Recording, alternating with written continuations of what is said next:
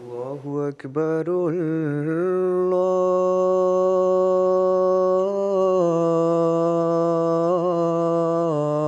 الله أكبر الله أكبر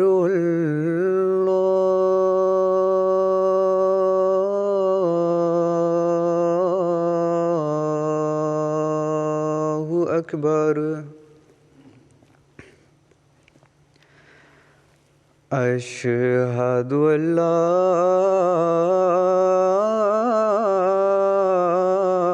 إله إلا الله أشهد أن لا إله إلا الله أشهد أن محمدًا رسول الله أشهد أن محمدًا رسول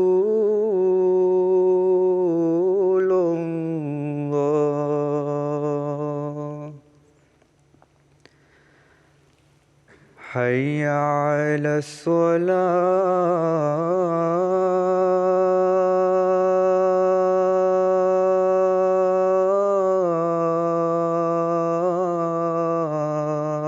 الصلاة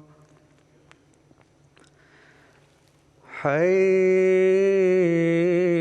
على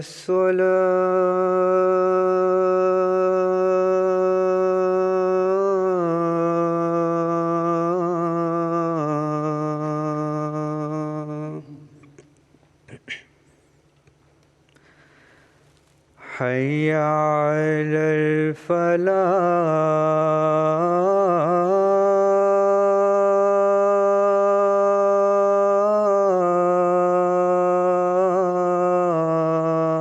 الفلاح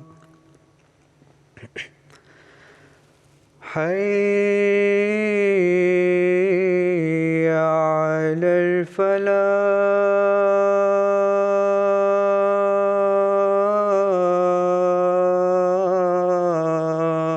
الفلاح الله أكبر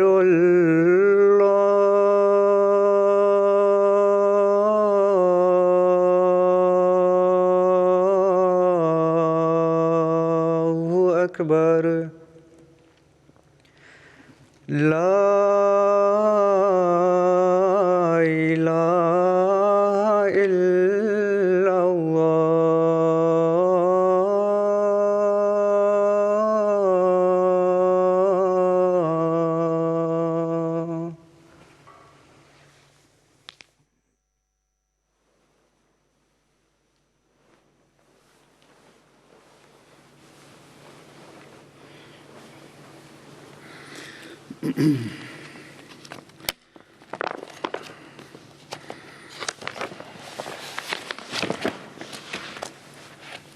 السلام عليكم ورحمة الله.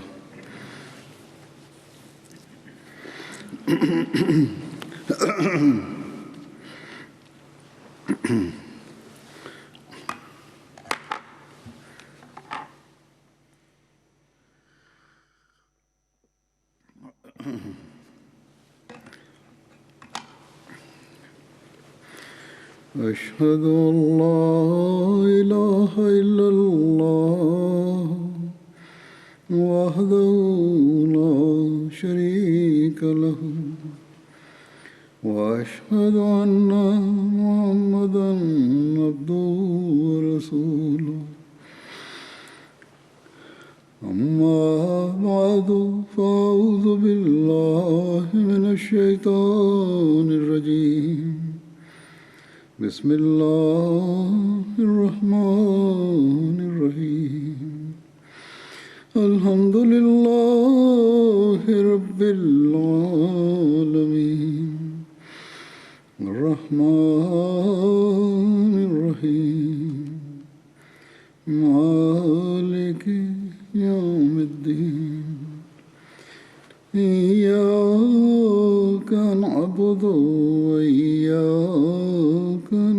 الرحيم اهدنا الصراط المستقيم صراط الذين أنعمت عليهم غير المغضوب عليهم ولا الضالين.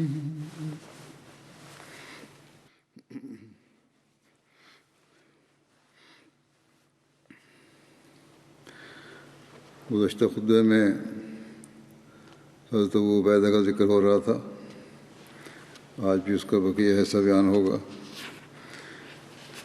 جنگ یرموک جو جنگ تھی وہ یرموک جو ہے اس کا نام کی وجہ یہ تھی، یرموک شام کے نواحی علاقے میں ایک وادی کا نام ہے۔ 15 ہجری میں شام میں سب سے بڑا معرکہ یرموک کی وادی میں دریائے یرموک کے کنارے ہوا۔ رومی لوگ بہان کی قیادت میں 2.5 لاکھ کے قریب جنگجو میدان میں لائے، جبکہ مسلمانوں کی تعداد 30,000 کے قریب تھی، جن میں 1,000 صحابہ رسول صلی اللہ علیہ وسلم تھے اور ان میں 100 کے قریب بدری صحابہ تھے۔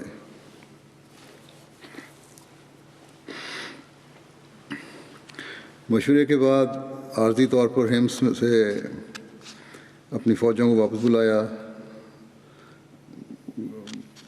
مسلمانوں نے اور وہاں کے عیسائیوں سے کہا کہ چونکہ ہم عارضی طور پر تمہاری حفاظت سے دستکش ہو رہے ہیں، لہذا تمہارا جزیہ تمہیں واپس کیا جاتا ہے، جو ٹیکس لیا جاتا تھا ان سے واپس کیا جاتا ہے، کیونکہ ہم تمہارے کام نہیں کر سکتے جس مقصد کے لیے یہ جزیہ لیا جا رہا ہے۔ چنانچہ ہمس والوں کو ان کا جزیہ واپس کیا گیا۔ یہ رقم کئی لاکھ کی تھی۔ جب یہ رقم انہیں واپس کی گئی تو عیسائی مسلمانوں کی حقیقت پسندی اور انصاف کی وجہ سے روتے تھے اور گھروں کی چھتوں پر چڑھ کر دعائیں کرتے تھے کہ اے رحم دل مسلمان حکمرانوں، خدا تمہیں پھر واپس لائے۔ مسلمانوں کے ہمت سے پیچھے ہٹنے کی وجہ سے رومیوں کی ہمت اور بھی بڑھ گئی اور وہ ایک عظیم لشکر کے ساتھ یرموک پہنچ کر مسلمانوں کے مقابلے پر خیمہ زن ہوئے، لیکن دل میں وہ مسلمانوں کے جوش ایمانی سے خائف بھی تھے، اس لیے صلح کی بھی مطمئن نہیں تھے، کوشش کر رہے تھے کہ صلح بھی ہو جائے۔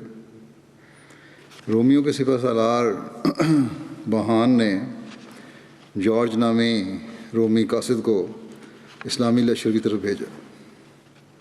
جب وہ اسلامی لشکر میں پہنچا تو مسلمان مغرب کی نماز ادا کر رہے تھے۔ اس نے مسلمانوں کو خشوع و خضوع اور خدا کے سامنے سجدہ ریز ہوتے دیکھا تو بہت متاثر ہوا۔ اس نے حضرت ابو عبیدہ سے چند سوالات کیے، جن میں سے ایک یہ تھا کہ حضرت عیسیٰ کے متعلق آپ کا کیا خیال ہے؟ حضرت ابو عبیدہ نے قرآن کریم کی آیت پڑھی کہ یا اہل الکتاب لا تغلوا فی دینکم ولا تقولوا علی اللہ الا الحق انما المسیح عیسی ابن مریم رسول اللہ وکلمتہ القاها الی مریم وروح منہ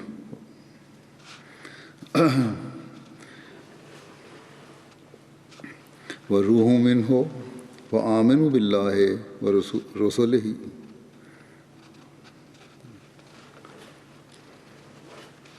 ولا تقولوا ثلاثہ انتہوا خیر لکم انما اللہ الہ واحد سبحانہ ان یکون لہ ولد لہ ما فی السماوات وما فی الارض وکفی باللہ وکیلا۔ کہ اے اہل کتاب اپنے دین میں حد سے تجاوز نہ کرو، اللہ کے متعلق حق کے سوا کچھ نہ کہو، یقیناً مسیح عیسیٰ ابن مریم محض اللہ کا رسول ہے اور اس کا کلمہ ہے۔ جو اس نے مریم کی طرف اتارا، اور اس کی طرف سے ایک روح ہے، بس اللہ پر اور اس کے رسولوں پر ایمان لے آؤ، اور 3 مت کہو، باز آؤ کہ اس میں تمہاری بھلائی ہے۔ یقیناً اللہ ہی واحد معبود ہے، وہ پاک ہے اس سے کہ اس کا کوئی بیٹا ہو۔ اسی کا ہے جو آسمانوں میں ہے اور جو زمین میں ہے، اور بحیثیت کارساز اللہ بہت کافی ہے۔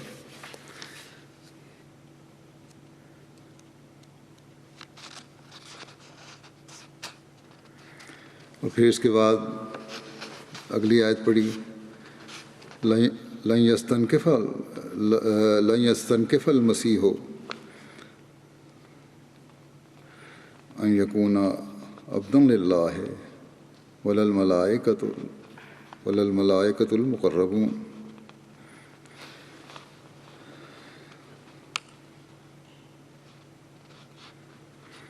مسیح ہرگز اس امر کو برا نہیں منائے گا کہ وہ اللہ کا ایک بندہ ہے، متصور ہو، اور نہ ہی مقرب فرشتے اسے برا منائیں گے۔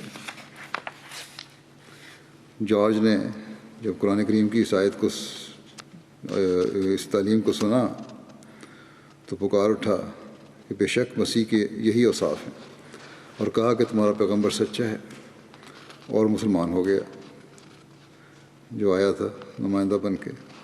اب وہ اپنے لشکر میں واپس نہیں جانا چاہتا تھا، لیکن حضرت ابو عبیدہ نے فرمایا کہ رومیوں کو بدعہدی کا گمان ہوگا، اس لیے تم واپس جاؤ، اور فرمایا کہ کل جو سفیر یہاں سے جائے گا اس کے ساتھ آ جانا۔ عیسائی لشکر کو حضرت ابو عبیدہ نے اسلام کی دعوت دی، اور اسلامی مساوات، اخوت اور اسلامی اخلاق کو ان کے سامنے پیش کیا۔ اگلے دن حضرت خالد ان کی طرف گئے، مگر نتیجہ لا حاصل رہا، اور جنگ کی تیاری شروع ہو گئی۔ لشکر کے پیچھے مسلمان خواتین تھیں جو جنگ میں لشکریوں کو پانی پلاتیں، زخمیوں کی دیکھ بھال کرتیں اور غازیوں کو جوش دلاتی تھیں۔ ان عورتوں میں حضرت اسماء بنت ابوبکر، حضرت ہند بنت عتبہ، آپ حضرت ابو سفیان کی بیوی تھیں اور فتح مکہ کے موقع پر مسلمان ہوئی تھیں، حضرت ام ابان وغیرہ تھیں۔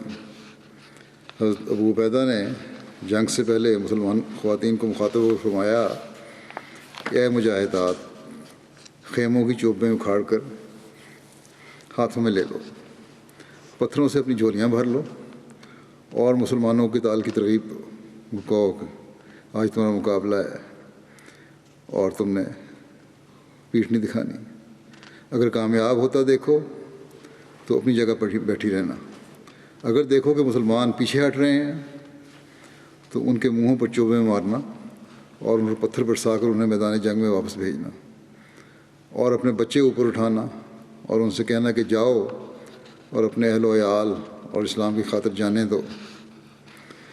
اس کے بعد آپ مردوں سے یوں مخاطب ہوئے، اللہ کے بندو، خدا کی مدد کے لیے آگے بڑھو، وہ تمہاری مدد کرے گا اور تمہارے قدموں کو ثبات عطا کرے گا۔ اے اللہ کے بندو، صبر کرو کہ صبر ہی کفر سے نجات کا ذریعہ، خدا کو راضی کرنے کا سبب اور آر کو دھونے والا ہے۔ اپنی صفوں کو مت توڑنا، لڑائی کی ابتدا تم نہ کرنا، نیزوں کو تان لو، ڈھالوں کو سنبھال لو، اور زبانوں کو خدا کے ذکر سے تر رکھو تا خدا اپنی منشا کو پورا کرے۔ ابتدا نہیں کرنی لڑائی کی، لیکن جب جنگ حملہ ہو جائے تو پھر پیٹھ نہیں دکھانی۔ دشمنوں کے لشکر کے آگے اس وقت سونے کی سلیب تھی، اور ان کے اسلحے کی چمک آنکھوں میں چکا چوند پیدا کر رہی تھی۔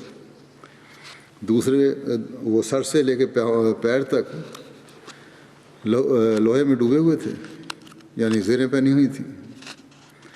انہوں نے اس دن اپنے پیروں میں بیڑیاں بھی پہن لی تھیں کہ ہم میدان جنگ سے بھاگیں گے نہیں، یا مار دیں گے یا مر جائیں گے۔ پادری انجیل کے اقتباسات پڑھ کر انہیں جوش دلا رہے تھے۔ لشکر کفار سمندر کی لہروں کی طرح آگے بڑھا، 2-2.5 لاکھ کی فوج تھی، یہ صرف 30,000 تھے، اور جنگ شروع ہوئی۔ ابتدا میں رومیوں کا پلڑا بھاری رہا اور انہوں نے مسلمانوں کو دھکیلنا شروع کیا۔ عیسائیوں نے مخفی طور پر یہ پتہ کرا لیا تھا کہ مسلمانوں میں صحابی کون کون سے ہیں، اور پھر انہوں نے اپنے کچھ تیر انداز ایک ٹیلے پر بٹھا دیے اور انہیں ہدایت کر دی کہ وہ اپنے تیروں سے خصوصیت کے ساتھ صحابہ کو نشانہ بنائیں۔ وہ جانتے تھے کہ جب بڑے بڑے لوگ مارے گئے تو باقی فوج کے دل خود بخود ٹوٹ جائیں گے اور وہ میدان سے بھاگ جائیں گے۔ نتیجہ یہ ہوا کہ کئی صحابہ مارے بھی گئے اور کئی کی آنکھیں بھی ضائع ہو گئیں۔ یہ حالت دیکھی تو اکرمہ، ابو جہل کے بیٹے جو فتح مکہ کے وقت مسلمان ہو گئے تھے، جنہوں نے فتح مکہ کے روز رسول اللہ صلی اللہ علیہ وسلم سے یہ عرض کی تھی کہ دعا کیجئے کہ اللہ مجھے تلافی مافات، یعنی پہلے گزرے ہوئے واقعات کی تلافی کی توفیق عطا فرمائے، انہوں نے اپنے کچھ ساتھیوں کو ساتھ لے کر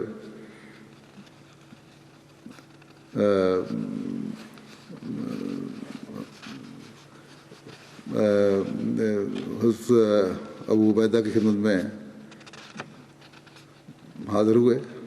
وہ اپنے ساتھیوں کو لے کے حضرت ابو عبیدہ کی خدمت میں حاضر ہوئے اور انہوں نے عرض کی کہ صحابہ بہت بڑی خدمات کر چکے ہیں، اب ہم جو بعد میں آئے ہیں ہمیں ثواب حاصل کرنے کا موقع دیا جائے۔ ہم لشکر کے قلب میں، یعنی درمیان والے حصے میں حملہ کریں گے اور عیسائی جنرلوں کو مار ڈالیں گے۔ حضرت ابو عبیدہ نے فرمایا کہ یہ بڑے خطرے کی بات ہے، اس طرح تو جتنے نوجوان جائیں گے وہ سب مارے جائیں گے۔ اکرمہ نے کہا کہ یہ ٹھیک ہے، مگر اس کے سوا کوئی چارہ بھی نہیں۔ کیا آپ یہ پسند کرتے ہیں کہ ہم نوجوان بچ جائیں اور صحابہ مارے جائیں؟ اب مسلمان ہوئے تو ایک ایمانی جوش تھا، اللہ تعالیٰ کی خاطر جان قربان کرنے کی ایک تڑپ تھی۔ اکرمہ نے بار بار اجازت چاہی کہ وہ 400 سپاہیوں کے ساتھ دشمن کے لشکر کے مرکزی حصے پر حملہ کریں گے۔ آخر حضرت ابو عبیدہ نے ان کے اصرار پر انہیں اجازت دے دی۔ اس پر انہوں نے لشکر کے مرکزی حصے پر حملہ کیا اور اسے شکست دے دی، لیکن اس لڑائی میں ان میں سے اکثر نوجوان شہید ہو گئے اور مسلمان رومیوں کو ان کی خندقوں کی طرف دھکیلتے ہوئے لے گئے جو ان رومیوں نے اپنے پیچھے بنائی ہوئی تھیں۔ چونکہ انہوں نے اپنے آپ کو زنجیروں سے باندھا بھی ہوا تھا تاکہ کوئی دوڑ نہ سکے، اس لیے وہ پے در پے ان خندقوں میں گرتے گئے۔ ایک گرتا تھا 10 اور بھی لے کر ساتھ بھی گرتا تھا، تو 80,000 کفار پیچھے ہٹتے ہوئے دریائے یرموک میں ڈوب کر مر گئے۔ 1 لاکھ رومیوں کو مسلمانوں نے میدان جنگ میں قتل کیا، مسلمان 3,000 کے قریب شہید ہوئے۔ یہ تھی جنگ یرموک۔ حضرت مسلم موعود اس کے بارے میں کچھ بیان فرماتے ہوئے فرماتے ہیں کہ جب خاتمے کے وقت، خاص طور پہ کہ جب جنگ ختم ہوئی تو مسلمانوں نے خاص طور پر اکرمہ اور ان کے ساتھیوں کو تلاش کیا تو کیا دیکھا کہ ان آدمیوں میں سے 12 شدید زخمی ہیں، ان میں ایک اکرمہ بھی تھے۔ ایک مسلمان سپاہی ان کے پاس آیا اور اکرمہ کی حالت دیکھی بڑی خراب تھی۔ اس نے کہا، اے اکرمہ، میرے پاس پانی کی چھاگل ہے، تم کچھ پانی پی لو۔ اکرمہ نے منہ پھیر کر دیکھا تو پاس ہی حضرت عباس کے بیٹے حضرت فضل زخمی حالت میں پڑے ہوئے تھے۔ اکرمہ نے اس مسلمان سے کہا کہ میری غیرت یہ برداشت نہیں کر سکتی کہ جن لوگوں نے رسول اللہ صلی اللہ علیہ وسلم کی اس وقت مدد کی جب میں آپ کا شدید مخالف تھا، وہ اور ان کی اولاد تو پیاس کی وجہ سے مر جائے اور میں پانی پی کر زندہ رہوں۔ ایک نیا جذبہ قربانی کا پیدا تھا ایک دوسرے کی خاطر۔ اس لیے پہلے انہیں، یعنی حضرت فضل بن عباس کو پانی پلا لو، اگر کچھ بچ جائے تو پھر میرے پاس لے آنا۔ وہ مسلمان حضرت فضل کے پاس گیا، انہوں نے اگلے زخمی کی طرف اشارہ کیا اور کہا کہ پہلے اسے پانی پلاؤ، وہ مجھ سے زیادہ مستحق ہے۔ وہ اس زخمی کے پاس گیا تو اس نے اگلے زخمی کی طرف اشارہ کر کے کہا کہ وہ مجھ سے زیادہ مستحق ہے، پہلے اسے پلاؤ پانی۔ اس طرح وہ جس سپاہی کے پاس جاتا وہ اسے دوسرے کے پاس بھیج دیتا اور کوئی نہ پیتا۔ جب وہ آخری زخمی کے پاس پہنچا تو وہ فوت ہو چکا تھا۔ وہ واپس دوسرے کی طرف آیا، یہاں تک اکرمہ تک پہنچا، مگر وہ سب فوت ہو چکے تھے۔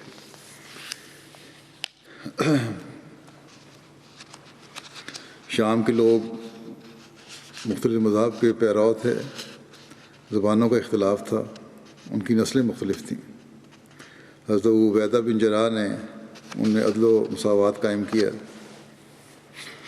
داخلی امن و سکون بحال کیا، ہر ایک کو مذہبی آزادی دی اور اس اسلامی روح کو جاری کیا کہ تم لوگ حضرت آدم کی کہ تمام لوگ حضرت آدم کی اولاد ہیں اور سب بھائی بھائی ہیں، اور ان میں انسان ہونے کے لحاظ سے کوئی فرق نہیں۔ یعنی یہ بھی غلط الزام بعض دفعہ لگایا جاتا ہے کہ زبردستی مسلمان بنایا۔ آپ نے مذہبی آزادی دی ان رومیوں کو، قبیلوں کی پہچان کروائی، امن سکون قائم فرمایا، مذہبی آزادی قائم فرمائی۔ حضرت ابو عبیدہ ہی کی کوششوں سے جو عرب لوگ شام میں آباد تھے اور عیسائی مذہب کے پیرو تھے، اسلام کی آغوش میں آ گئے، تبلیغ سے آئے، طاقت سے نہیں آئے۔ اس کے علاوہ یا نمونہ دیکھ کے آئے مسلمانوں کا، جیسا کہ پہلے ذکر ہو چکا ہے۔ اس کے علاوہ رومی اور عیسائی بھی آپ کے اخلاق سے متاثر ہو کر اسلام لے آئے۔ یرموک کی فتح سے چند روز قبل حضرت ابوبکر کا وصال ہو گیا، آپ کی وفات ہو گئی، اور حضرت عمر خلیفہ منتخب ہوئے۔ حضرت عمر نے شام کی نگرانی اور فوجوں کی قیادت حضرت ابو عبیدہ کے سپرد کی۔ جب حضرت ابو عبیدہ کو حضرت عمر کی اس تقریر کا خط پہنچا تو اس وقت جنگ پورے زوروں پر تھی، اس لیے حضرت ابو عبیدہ نے اس کا اظہار نہ کیا، اور حضرت خالد بن ولید کو جب اس کا علم ہوا کہ وہ خالد بن ولید کو سب کمانڈر تھے، تو انہوں نے پوچھا کہ آپ نے کیوں اس کو چھپائے رکھا؟ حضرت ابو عبیدہ نے فرمایا، اس لیے کہ ہم دشمن کے بالمقابل تھے اور میں کسی طرح آپ کی دل شکنی نہیں چاہتا تھا۔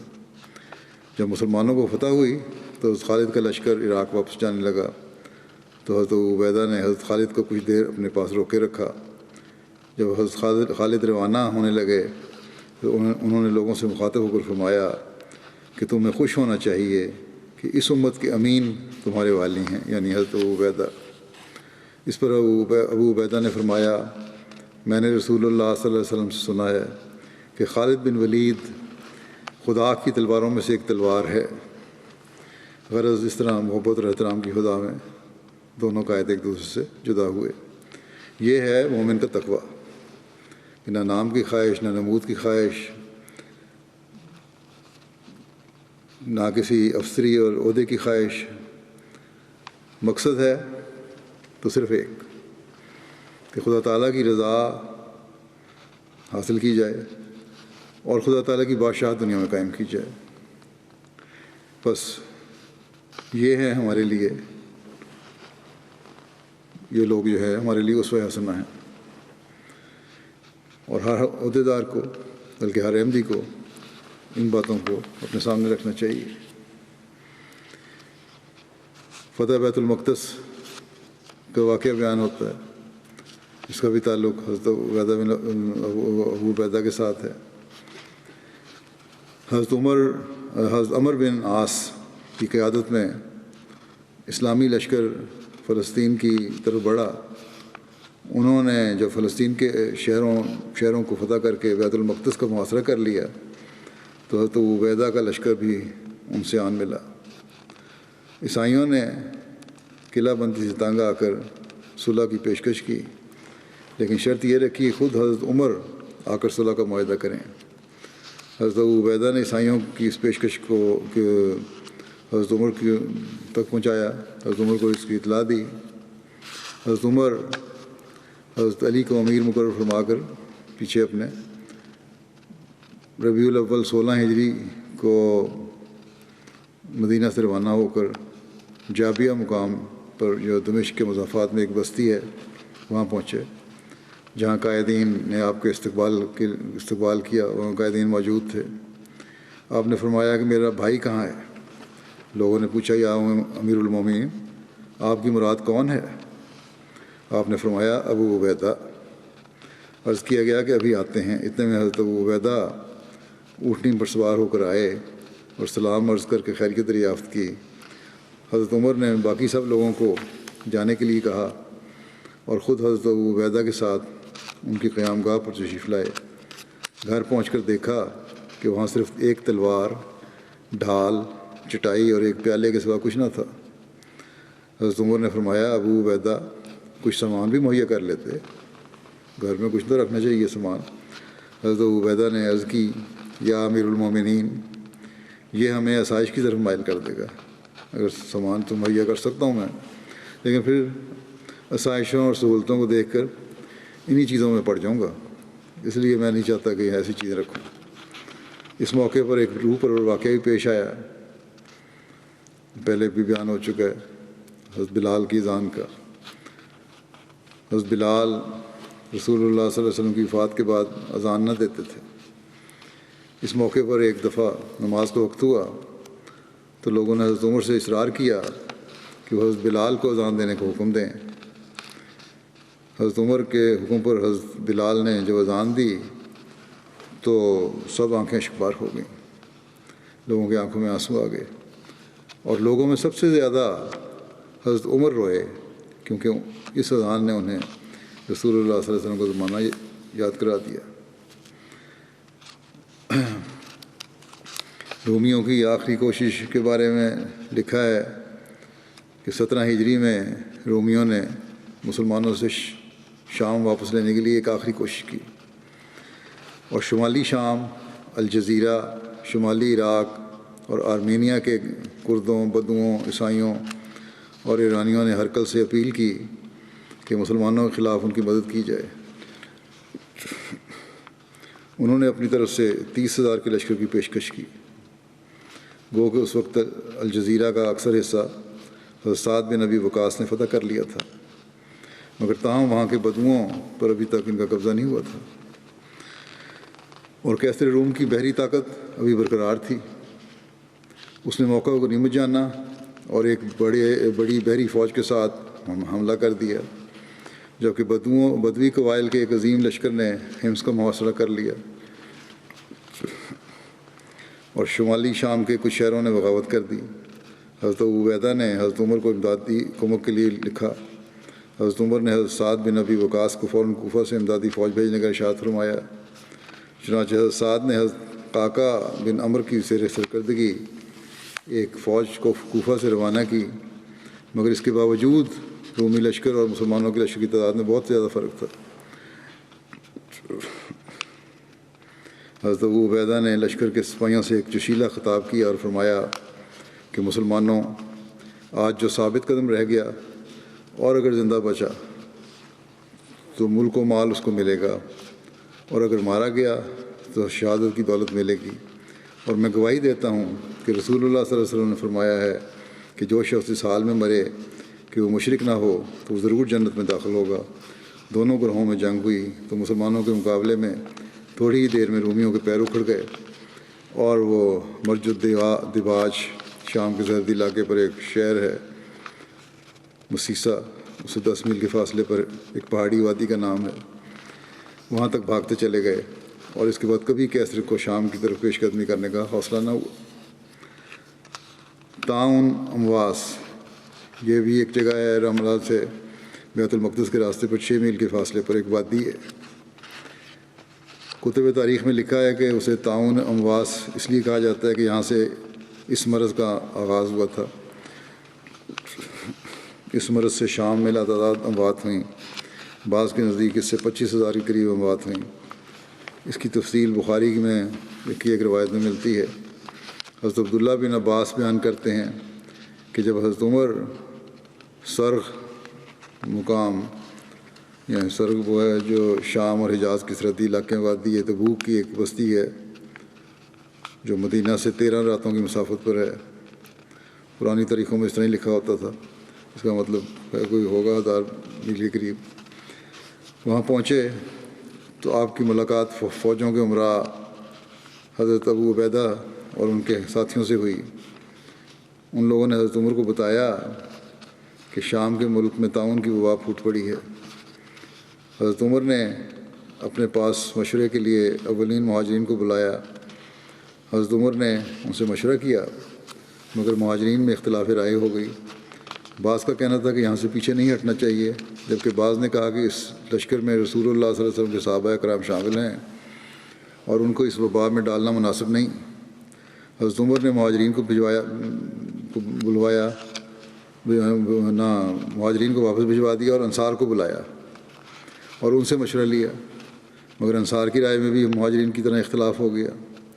حضرت عمر نے انصار کو بھجوایا اور پھر فرمایا کہ قریش کے بوڑھے لوگوں کو بلاؤ جو فتح مکہ کے وقت اسلام قبول کر کے مدینہ آئے تھے۔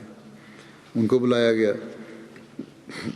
انہوں نے ایک زبان ہو کر مشورہ دیا کہ ان لوگوں کو ساتھ لے کر واپس لوٹ چلیں اور وبائی علاقے میں لوگوں کو نہ لے کے جائیں۔ حضرت عمر نے ان لوگوں میں واپسی کا اعلان کروا دیا۔ حضرت ابو عبیدہ نے اس موقع پر سوال کیا کہ اللہ کی تقدیر سے فرار ممکن ہے؟ حضرت عمر نے حضرت ابو عبیدہ سے فرمایا، اے ابو عبیدہ، کاش تمہارے علاوہ کسی اور نے یہ بات کہی ہوتی۔ ہاں، ہم اللہ کی تقدیر سے فرار ہوتے ہوئے اللہ ہی کی تقدیر کی طرف جاتے ہیں۔ اگر تمہارے پاس، کیونکہ ایک تقدیر سے دور جا رہے ہیں لیکن دوسری بھی تقدیر اللہ کی، اس طرف جا رہے ہیں۔ فرمایا کہ اگر تمہارے پاس اونٹ ہوں اور تم ان کو لے کر ایسی وادی میں اترو جس کے دو کنارے ہوں، ایک سرسبز ہو اور دوسرا خشک ہو، تو کیا ایسا نہیں ہے کہ اگر تم اپنے اونٹوں کو سرسبز جگہ پہ چراؤ تو وہ اللہ کی تقدیر سے ہے، اور اگر تم ان کو خشک جگہ پر چراؤ تو وہ بھی اللہ کی تقدیر سے ہے؟ راوی کہتے ہیں کہ اتنے میں حضرت عبد الرحمن بن عوف بھی آ گئے جو پہلے اپنی کسی مصروفی کی وجہ سے حاضر نہیں ہو سکے تھے۔ انہوں نے عرض کیا کہ میرے پاس اس مسئلے کا علم ہے، میں نے رسول اللہ صلی اللہ علیہ وسلم کو یہ فرماتے ہوئے سنا ہے۔ حضرت عبد الرحمن بن عوف نے کہا، میں نے سنا ہے آن رسول سے کہ جب تم کسی جگہ کے بارے میں سنو کہ وہاں کوئی وبا پھوٹ پڑی ہے تو وہاں مت جاؤ، اور اگر کوئی مرض کسی ایسی جگہ پر پھوٹ پڑے جہاں تم رہتے ہو تو وہاں سے فرار ہوتے ہوئے باہر بھی مت نکلو۔ اس پر حضرت عمر نے اللہ کا شکر ادا کیا اور واپس لوٹ گئے۔ تعاون امواس کے بارے میں حضرت مسلم بیان فرماتے ہیں کہ حضرت عمر رضی اللہ عنہ جب شام تشریف لے گئے اور وہاں تعاون پڑ گئی جو تعاون امواس کے نام سے مشہور ہے، اور حضرت ابو عبیدہ اور اسلامی لشکر نے آپ کا استقبال کیا، تو اس وقت صحابہ نے مشورہ دیا کہ چونکہ اس وقت علاقے میں تعاون کی وبا پھیلی ہوئی ہے اس لیے آپ کو واپس تشریف لے جانا چاہیے۔ حضرت عمر نے ان کے مشورے کو قبول کر کے فیصلہ کر لیا کہ آپ واپس لوٹ جائیں گے۔ حضرت ابو عبیدہ ظاہر پر بڑا اصرار کرنے والے تھے۔ انہوں نے جب اس فیصلے کا علم ہوا تو انہوں نے کہا، اتفروا من القضاء، کیا آپ قضاء الہی سے بھاگ رہے ہیں؟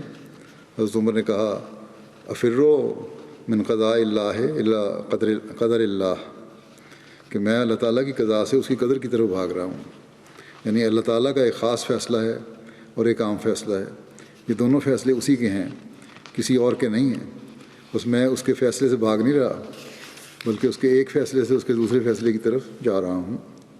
تاریخوں میں لکھا ہے کہ حضرت عمر کو جب تعاون کی خبر ملی اور آپ نے مشورہ کے لیے لوگوں کو اکٹھا کیا تو آپ نے دریافت فرمایا کہ شام میں تو پہلے بھی تعاون پڑا کرتی ہے، پھر لوگ ایسے مواقع پر کیا کرتے ہیں، کیا کیا کرتے ہیں؟ انہوں نے بتایا کہ جب تعاون پھیلتی ہے تو لوگ بھاگ کر ادھر ادھر چلے جاتے ہیں اور تعاون کا زور ٹوٹ جاتا ہے، یعنی کہ ارد گرد کے علاقوں میں باہر کھلے جگہوں پہ چلے جاتے ہیں بجائے شہر میں رہنے کے۔ اسی مشورہ کی طرف آپ نے اشارہ کرتے ہوئے فرمایا کہ خدا تعالیٰ نے ایک عام قانون بھی بنایا ہوا ہے کہ جو شخص تعاون کے مقام سے بھاگ کر ادھر ادھر کھلی ہوا میں چلا جائے وہ بچ جاتا ہے۔ بس جبکہ یہ قانون بھی خدا تعالیٰ کا ہی بنایا ہوا ہے تو میں اس کے کسی قانون کی خلاف ورزی نہیں کر رہا بلکہ اس کی قضاء سے قدر کی طرف لوٹ رہا ہوں، یعنی خدا تعالیٰ کے خاص قانون کے مقابلے میں اس کے عام قانون کی طرف جا رہا ہوں۔ بس تم یہ نہیں کہہ سکتے کہ میں بھاگ رہا ہوں، میں صرف ایک قانون سے اس کے دوسرے قانون کی طرف جا رہا ہوں۔ حضرت عمر مدینہ واپس آ گئے مگر آپ کو تعاون کے پھیلنے کی وجہ سے بہت گھبراہٹ اور پریشانی تھی۔ ایک دن حضرت عمر نے حضرت ابو عبیدہ کو خط بھجوایا کہ مجھے تم سے ایک ضروری کام ہے، اس لیے جب تمہیں یہ خط پہنچے تو فوراً مدینہ کے لیے روانہ ہو جانا۔ اگر خط رات کو پہنچے تو صبح ہونے کا انتظار نہ کرنا، اور اگر خط صبح پہنچے تو رات ہونے کا انتظار نہ کرنا۔ حضرت ابو عبیدہ نے جب وہ خط پڑھا تو کہنے لگے کہ میں امیر المومنین کی ضرورت کو جانتا ہوں، اللہ حضرت عمر پر رحم کرے، وہ اسے باقی رکھنا چاہتے ہیں جو باقی رہنے والا نہیں۔ خط سمجھ گئے کیا گھبراہٹ کس وجہ سے ہے۔ پھر اس خط کا جواب دیا کہ یا امیر المومنین، میں آپ کی منشا کو سمجھ گیا ہوں، مجھے نہ بلائیے، یہیں رہنے دیجیے، میں مسلمان سپاہیوں میں سے ایک ہوں، جو مقدر ہے وہ ہو کر رہے گا، میں ان سے کیسے منہ موڑ سکتا ہوں۔ حضرت عمر نے جب وہ خط پڑھا تو آپ رو پڑے. وہاں حاضرین بیٹھے ہوئے تھے. انہوں نے پوچھا یا امیر المومنین کیا حضرت ابو عبیدہ فوت ہو گئے؟ آپ نے فرمایا نہیں لیکن شاید ہو جائیں. پھر حضرت عمر نے حضرت ابو عبیدہ کو لکھا کہ مسلمانوں کو اس خطے سے نکال کر کسی صحت افزا مقام پر لے جاؤ. جب بھی کوئی مسلمان سپاہی تعاون سے شہید ہوتا تو حضرت ابو عبیدہ رو پڑتے اور اللہ سے شہادت طلب کرتے. ایک روایت میں ہے کہ اس وقت آپ یہ دعا پڑھتے کہ اے اللہ کیا وہ ابو عبیدہ کی آل کا اس میں یعنی شہادت میں حصہ نہیں؟ ایک دن حضرت ابو عبیدہ کی انگلی پر ایک چھوٹی سی پھنسی نمودار ہوئی. اس کو دیکھ کر آپ نے کہا امید ہے کہ اللہ اس تھوڑے میں برکت ڈالے گا، اور جب تھوڑے میں برکت ہو تو وہ بہت ہو جاتا ہے. ارباز بن ساریہ بیان کرتے ہیں کہ جب حضرت ابو عبیدہ تعاون سے بیمار ہوئے تو میں ان کی خدمت میں حاضر ہوا تو حضرت ابو عبیدہ نے میرے سے فرمایا کہ میں نے رسول اللہ صلی اللہ علیہ وسلم سے سنا ہے کہ جو تعاون سے مرے وہ شہید ہے، جو پیٹ کی بیماری سے مرے وہ شہید ہے، جو ڈوب کر مرے وہ شہید ہے، اور جو چھت کے گرنے سے دب کر مر جائے وہ شہید ہے. جب حضرت ابو عبیدہ کا آخری وقت آیا تو لوگوں سے فرمایا کہ لوگوں میں تمہیں ایک وصیت کرتا ہوں، اگر قبول کرو گے تو فائدے میں رہو گے. نصیحت یہ ہے کہ نماز کو قائم کرنا، زکوٰۃ ادا کرنا، رمضان کے روزے رکھنا، صدقہ دیتے رہنا، حج کرنا، عمرہ کرنا، ایک دوسرے کو اچھی باتوں کی تاکید کرنا، اپنے عمراء سے خیر خواہی کرنا، انہیں دھوکہ نہ دینا. دیکھو تمہیں عورتیں تمہارے فرائض سے غافل نہ کر دیں. اگر آدمی 1000 سال بھی زندہ رہے تب بھی ایک دن اسے اس دنیا سے رخصت ہونا ہے، جیسا میں رخصت ہوا چاہتا ہوں. اللہ نے بنی آدم کے لیے موت مقدر کر رکھی ہے. ہر شخص مرے گا. عقل مند وہ ہے جو موت کے لیے تیار رہتا ہے اور اس دن کے لیے تیاری کرتا ہے. امیر المومنین کو میرا سلام پہنچا دینا اور عرض کرنا کہ میں نے تمام امانتیں ادا کر دی ہیں. پھر حضرت ابو عبیدہ نے فرمایا کہ مجھے میرے فیصلہ کے مطابق یہیں دفن کر دینا. چنانچہ اردن کی زمین میں وادی بیسان آپ کی قبر ہے. بعض روایات کے مطابق حضرت ابو عبیدہ بن جراح جابیہ سے بیت المقدس کی طرف نماز پڑھنے کے لیے جا رہے تھے تو راستے میں آپ کی وفات کا وقت آ گیا، اور دوسری روایت کے مطابق آپ کی وفات شام کے علاقہ فہل میں ہوئی اور آپ کی قبر بیسان مقام کے پاس ہے. حضرت ابو عبیدہ نے مرض الموت میں حضرت معاذ بن جبل کو اپنا قائم مقام مقرر فرمایا. جب حضرت ابو عبیدہ کی وفات ہوئی تو حضرت معاذ نے لوگوں سے کہا، لوگوں آج ہم میں سے وہ شخص جدا ہوا ہے جس سے زیادہ صاف دل، بے کینہ، لوگوں سے محبت کرنے والا اور ان کا خیر خواہ میں نے نہیں دیکھا. دعا کرو کہ اللہ اس پر اپنی رحمت نازل فرمائے. حضرت ابو عبیدہ بن جراح نے 18 ہجری میں وفات پائی. اس وقت آپ کی عمر 58 سال تھی. ایک دفعہ حضرت عمر نے حضرت ابو عبیدہ کو 4000 درہم اور 400 دینار بھجوائے اور اپنے قاصد سے فرمایا کہ دیکھنا وہ اس مال کا کیا کرتے ہیں. چنانچہ جب وہ قاصد یہ مال لے کر حضرت ابو عبیدہ کے پاس پہنچا تو حضرت ابو عبیدہ نے ساری رقم لوگوں میں تقسیم کر دی. قاصد نے یہ تمام واقعہ حضرت عمر سے بیان کیا، جس پر حضرت عمر نے فرمایا اللہ کا شکر ہے کہ اس نے اسلام میں ابو عبیدہ جیسے پیدا کیے. حضرت عمر نے ایک دفعہ اپنے ساتھیوں سے کہا کسی چیز کی خواہش کرو. کسی نے کہا میری خواہش ہے کہ یہ گھر سونے سے بھر جائے اور میں اسے اللہ کی راہ میں خرچ کروں اور صدقہ کر دوں. ایک شخص نے کہا کہ میری خواہش ہے کہ یہ مکان ہیرے جواہرات سے بھر جائے اور میں اس کو اللہ کی راہ میں خرچ کروں اور صدقہ کر دوں. پھر حضرت عمر نے کہا اور خواہش کرو. انہوں نے کہا اے امیر المومنین ہمیں سمجھ نہیں آ رہی کہ ہم کیا خواہش کریں. حضرت عمر نے فرمایا میری یہ خواہش ہے کہ یہ گھر حضرت ابو عبیدہ بن جراح اور حضرت معاذ بن جبل اور سالم مولا ابو حذیفہ اور حضرت حذیفہ بن یمان جیسے لوگوں سے بھرا ہوا ہو. یعنی ایسے وہ لوگ ہوں. اس کیا خوش قسمت ہیں یہ لوگ جو دنیا میں بھی اللہ تعالیٰ کی رضا حاصل کرنے والے تھے اور اگلے جہان میں بھی اس کی رضا حاصل کرنے والے ہیں. ان کا ذکر آج ختم ہوا. وہ کچھ جنازے پڑھاؤں گا، ان کا ذکر ہے. ایک ہمارے شہید ہیں جو پچھلے دنوں میں شہید ہوئے تھے، پروفیسر ڈاکٹر نعیم الدین خٹک صاحب، ابن فضل الدین خٹک صاحب، ضلع پشاور. 5 اکتوبر کو دوپہر 1:30 بجے فائر کر کے ان کو مخالفین نے شہید کر دیا. انا للہ و انا الیہ راجعون. یہ تقریباً 1:30 بجے اس کالج میں پڑھاتے تھے، سپیریئر سائنس کالج. وہاں سے پڑھانے کے بعد اپنے گھر جا رہے تھے تو 2 موٹر سائیکل سوار آئے اور انہوں نے فائرنگ کر کے ان کو موقع پہ شہید کر دیا. انا للہ و انا الیہ راجعون. شہید کی عمر 56 سال تھی. 25 سال سے شعبہ تدریس میں سے وابستہ تھے آپ.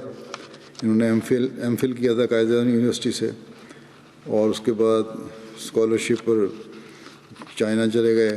وہاں مائکرو انوائرمنٹل بایولوجی میں پی ایچ ڈی کی. اس کے بعد اسلامیہ کالج یونیورسٹی میں خدمات سر انجام دیں. پشاور یونیورسٹی میں پڑھاتے رہے. پی ایچ ڈی کا جو پینل ہوتا ہے لوگوں کے، لڑکیوں کے اسٹوڈنٹس کے انٹرویو لینے والا، اس کے ممبر تھے. پاکستان کے مختلف تعلیمی ادارے ان کو لیکچر کے لیے بلاتے رہتے تھے.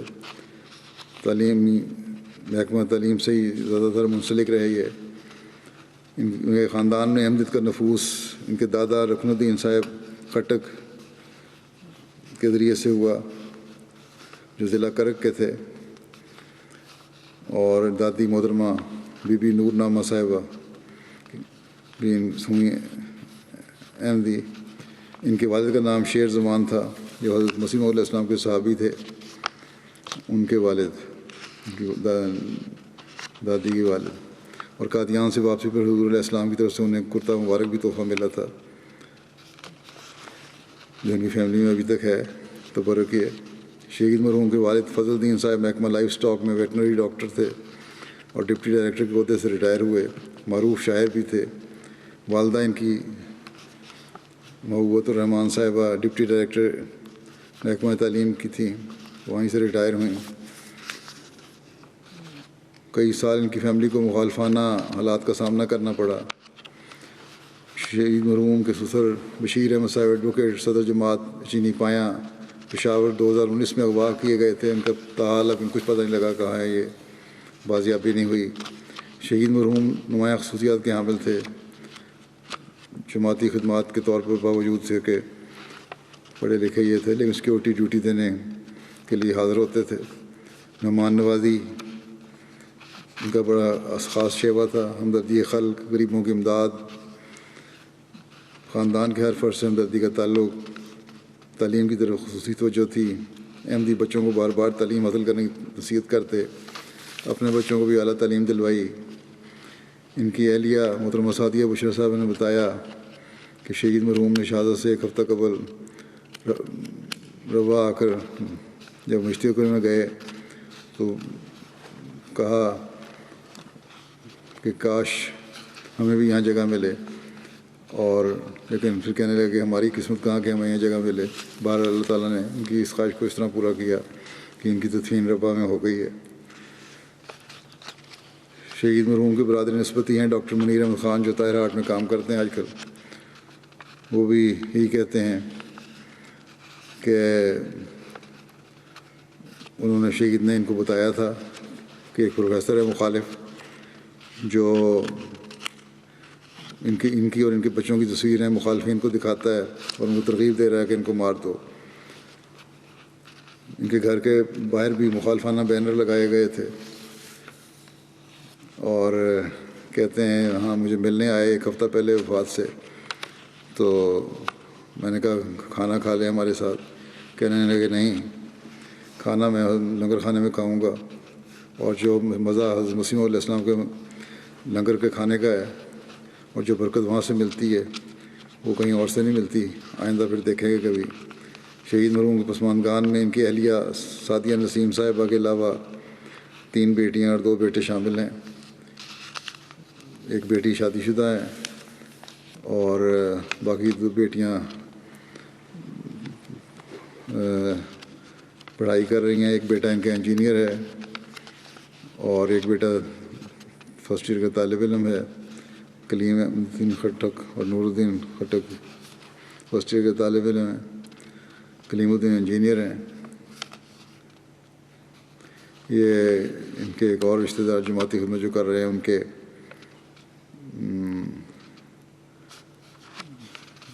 نوید احمد صاحب امیر جماعت پشاور جو ہیں وہ بھی ان کے برادر نسبتی ہیں.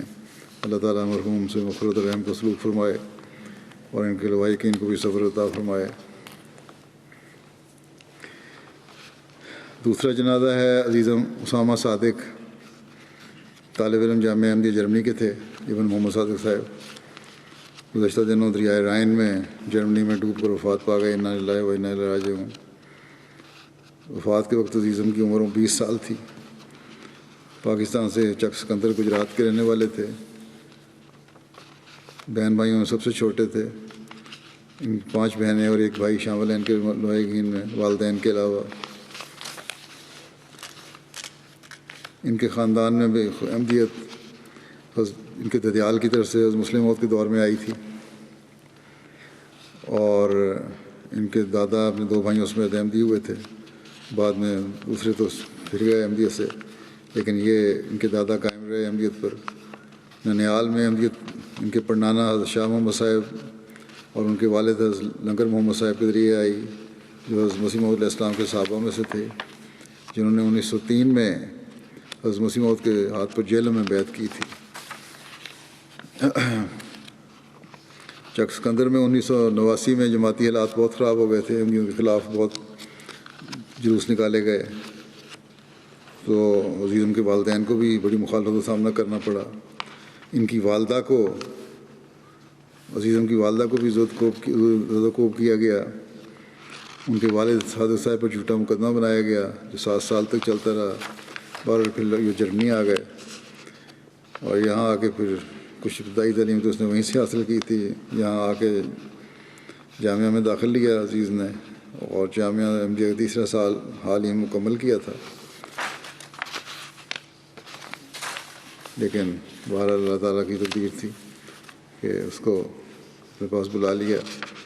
ان کے والد کا کہنا ہے کہ میں مرحوم کی جتنی بھی تعریف کروں تھوڑی ہے، کیونکہ اس نے تھوڑی سی عمر میں بہت کام کیے. وہ ایک طالب علم ہوتے ہوئے بہت ہی ہونہار بچہ تھا. اس کا زیادہ وقت پڑھائی میں گزرتا. کرونا کی وجہ سے اس نے 6 ماہ گھر پر گزارے تھے. نماز باجماعت کے ساتھ ساتھ رمضان میں روزے بھی سارے رکھے، اور نماز تراویح بھی باجماعت پڑھاتا تھا. بلکہ وہی نماز کی امامت پڑھتا تھا، نہیں بلکہ پڑھاتا تھا. چھٹیوں کے بعد جامعہ جانے کی تیاری کر رہا تھا، مگر اللہ کو پیارا ہو گیا. والدہ ان کی کہتی ہیں بے پناہ خوبیوں کے مالک تھا، اور بڑی ذمہ داری سے ہر کام کرتا تھا، اور یہ بھی کہ جلد مکمل ہو جائے. بڑی سادہ طبیعت تھی، بہت کم گو تھا، ضرورت کے وقت بات کرتا. والدین کا انتہائی فرمانبردار، مضبوط ارادہ رکھنے والا، طبیعت سنجیدہ لیکن دور اندیش، مختلف زبانوں پر عبور حاصل کرنے کی کوشش کرتا رہتا تھا، اور اس کے لیے عربی، فارسی اور انگلش اور جرمن خاص طور پر توجہ دیتا تھا. نیشنل سیکرٹری تبلیغ جرمنی کے لکھتے ہیں فرید صاحب کہ عظیم اسامہ کئی خوبیوں کے مالک تھا. ان میں ایک خوبی شوق سے تبلیغی سرگرمیوں میں حصہ لینے کی بھی تھی. اپنی وفات سے 2 روز قبل بھی مسلسل 3 دن فلائر کی تقسیم کے لیے مشرقی جرمنی گیا تھا. جب بھی فلائرز تقسیم کرنے کا پوچھا گیا تو کبھی انکار نہیں کیا اور بڑھ چڑھ کر حصہ لیا. صہیب ناصر ہیں فاروق تحصیل جامعہ جرمنی سے مربی. وہ کہتے ہیں کہ 4 سال جونیئر تھا میرے سے، لیکن عبادت میں وہ میرے لیے نمونہ تھا. مسجد میں نماز کے لیے اکثر پہلی صف میں دیکھا. مسجد میں نماز سے پہلے آ کر نوافل ادا کیا کرتا. نماز کے بعد اکثر ذکر الہی میں مصروف رہتا. ان طلباء میں شامل تھا سب سے پہلے مسجد آتے اور سب سے آخر پر مسجد سے نکلتے. اس طرح جمعے کی نماز پر بھی پہلی صف میں بیٹھتا. جامعہ کی پڑھائی میں بڑا سنجیدہ تھا. اللہ تعالیٰ مرحوم سے مغفرت رحم کا سلوک فرمائے، درجات بلند فرمائے، اس کے والدین کو اور بہن بھائیوں کو صبر عطا فرمائے. اگلا جنازہ ہے سلیم احمد ملک صاحب کا، جو یہاں پہلے تو شعبہ تعلیم سے منسلک رہے حکومت میں یا تعلیمی اداروں میں. اس کے بعد ریٹائرمنٹ کے بعد جب جامعہ شروع ہوا تو جامعہ کے استاد بھی رہے. 87 سال کی عمر میں 24 ستمبر کو ان کی وفات ہوئی تھی. انا للہ و انا الیہ راجعون. ان کے دادا حضرت ملک نور الدین صاحب اور والد حضرت ملک عزیز احمد صاحب حضرت مسیح علیہ السلام کے صحابہ میں سے تھے. ان کا ایک واقعہ والدہ بیان کیا ان کے والد صاحب کا ایک واقعہ اس طرح ہے کہ ایک بار ان کے گھر میں کسی بیماری کی وجہ سے بہت سے افراد، ملک صاحب کے گھر والے افراد میں سے، ان کے عیال میں سے بہت سے افراد وفات پا گئے. تو ان کی والدہ نے، یعنی ان کی دادی نے حضرت ذکی مولانا نور الدین صاحب کو بچے کی حالت بتائی. مولوی صاحب فوراً ان کو دیکھنے کے لیے ان کے گھر تشریف لائے اور فرمایا کہ بچے کے بچنے کا بہت کم امکان ہے، صرف دعا ہی بچا سکتی ہے. اس کے بعد خلیفۃ المسیح اول حضرت مسیح علیہ السلام کی خدمت میں حاضر ہوئے اور درخواست دعا کی. حضرت مسیح علیہ السلام مسجد اقصی کی سیڑھیوں پر ہی مل گئے، وہیں درخواست کی، اور حضرت مسیح نے فرمایا کہ ابھی جا کر دیکھ لیتے ہیں بچے کو. چنانچہ حضرت مسیح علیہ السلام بھی ان کے گھر تشریف لے گئے اور گھر آ کے بچے کے ماتھے پر اپنا ہاتھ رکھا اور فرمایا کہ یہ بچہ انشاءاللہ ٹھیک ہو جائے گا. چنانچہ حضور اقدس کی دعا کا ہی معجزہ تھا کہ ٹھیک ہو گیا بچہ، اور پھر مرحوم کے والد 70 سال تک زندہ رہے. سلیم ملک صاحب نے ابتدائی تعلیم قادیان سے حاصل کی تھی. قیام پاکستان کے بعد سیال کوٹ میں مقیم ہو گئے، وہیں تعلیم حاصل کی کالج میں. پھر کراچی تشریف لے گئے، وہاں سائنس کے مضامین میں تعلیم حاصل کی. 1960 میں UK آ گئے، یہاں ریڈنگ یونیورسٹی میں کئی سال تک جیولوجیکل کیمسٹری میں پروفیسر رہے. ابتدا سے مرحوم کو UK جماعت میں مختلف شعبوں میں کام کی توفیق ملی. نیشنل سیکرٹری تعلیم و تربیت مقرر ہوئے، لمبا عرصہ تک سیکرٹری امور خارجہ رہے. جماعت کے انٹرنیشنل ریلیشنز کے شعبے میں بہت کام کیا. احمدیوں کے حالات کا جائزہ لینے والی ہیومن رائٹس کمیٹی کے ساتھ 2 مرتبہ پاکستان جا کر رپورٹ تیار کرنے کی توفیق پائی. بہت بڑا انٹرنیشنل ایکسپو ہر سال دنیا کے مختلف ملکوں میں لگایا جاتا ہے. ملک صاحب مرحوم کو 1992 میں UK اور اسپین میں جماعت کا اسٹال لگانے اور ان کو آرگنائز کرنے کا موقع ملا. 1997 میں جامعہ احمدیہ کے قیام کے بارے میں جو کمیٹی حضرت خلیفۃ المسیح ثالث رابع نے قائم فرمائی تھی، اس میں آپ نے سلیم ملک صاحب کو بھی شامل فرمایا. اسی طرح جامعہ احمدیہ UK کے آغاز سے قبل کی جانے والی متعدد کمیٹیوں کا میں بھی حصہ لیتے رہے. جامعہ احمدیہ UK کے آغاز پر آپ کو چیف ایڈمنسٹریٹر مقرر کیا گیا. یہ ذمہ داری 13 نومبر 2005 تک انجام دیتے رہے. جامعہ احمدیہ کے طلباء کو انگریزی اور تاریخ پڑھانے کی توفیق ملی، جو وفات تک جاری رہی. جب اسلام آباد خریدا گیا تو خلیفۃ مسیح رابع کی ہدایت پر آپ کو وہاں باقاعدہ لائبریری بنانے کی بھی توفیق ملی. مرحوم انتہائی دیندار، نماز و روزہ کے پابند، لوگوں کے ساتھ انتہائی پیار محبت کرنے والے، خوش گفتار، داعی اللہ، مہمان نواز، خلافت سے انتہائی محبت کرنے والے، اخلاص و وفا کا تعلق رکھنے والے بزرگ تھے. عثمان خان میں اہلیہ کے علاوہ 3 بیٹیاں اور کثیر تعداد میں نواسے نواسیاں شامل ہیں. ان کے بھانجے میاں عبدالوہاب کہتے ہیں کہ انہوں نے بتایا کہ جب وہ 1960 میں لندن آئے تو اس وقت ان کے والد نے ان کو نصیحت کی تھی، ملک عزیز احمد صاحب نے. وہ بیمار تھے وہ، لیکن انہوں نے نصیحت کی اپنے بیٹے کو، اور نصیحتیں یہ تھیں کہ نمبر 1 یہ کہ جماعت سے تعلق کو کبھی نہ چھوڑنا، ولایت جا رہے ہو یہ نہ سمجھنا کہ وہاں کی رنگینیوں میں گم ہو جاؤ. نمبر 2 چندہ ہمیشہ وقت پر پوری شرح سے ادا کرنا، یہ بھی اصلاح نفس کے لیے ضروری ہے. نمبر 3 کوئی بھی جب مدد مانگے تو پیچھے نہیں ہٹنا، چاہے اس سے جتنی بھی تنگی آئے.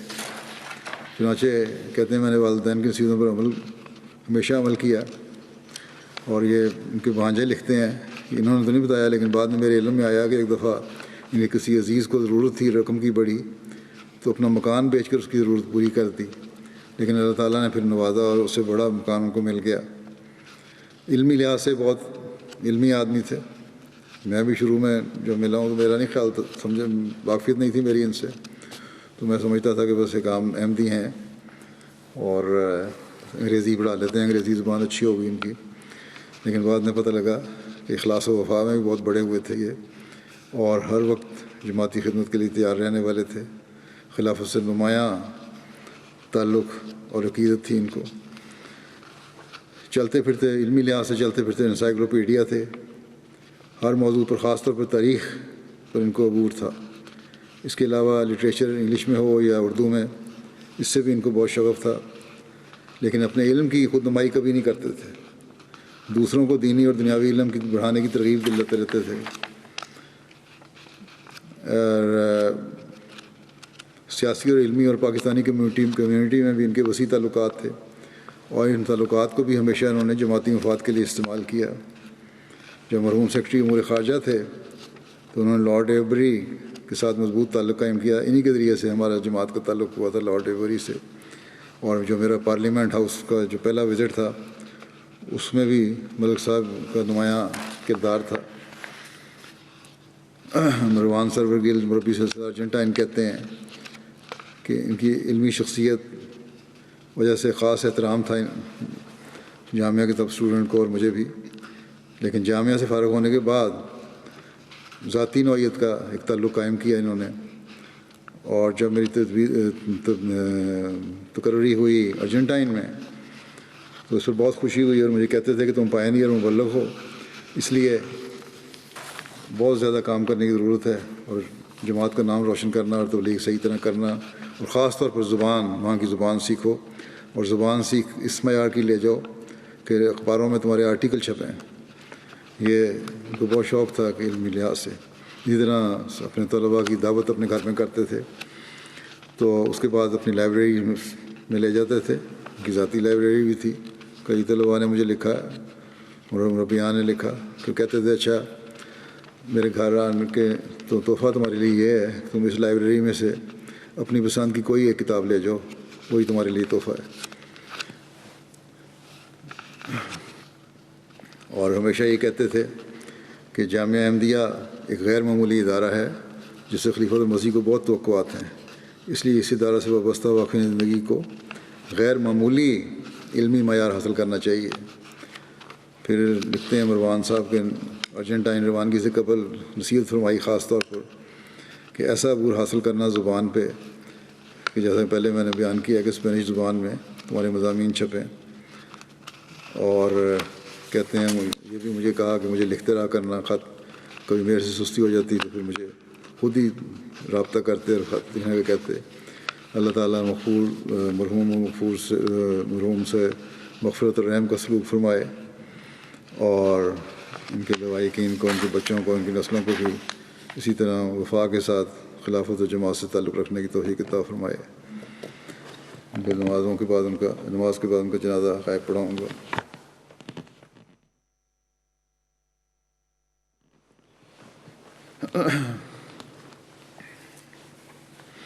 الحمد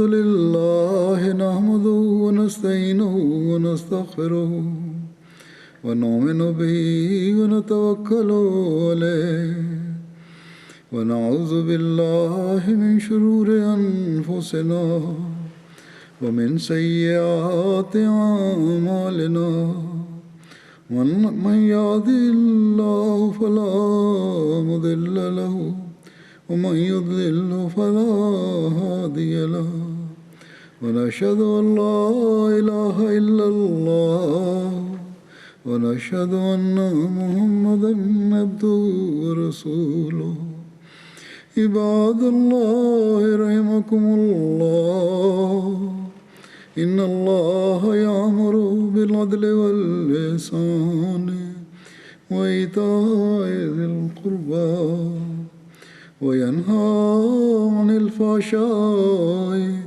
والمنكر والبغي يعظكم لعلكم تذكرون اذكروا الله يذكركم وادعوه يستجب لكم ولذكر الله أكبر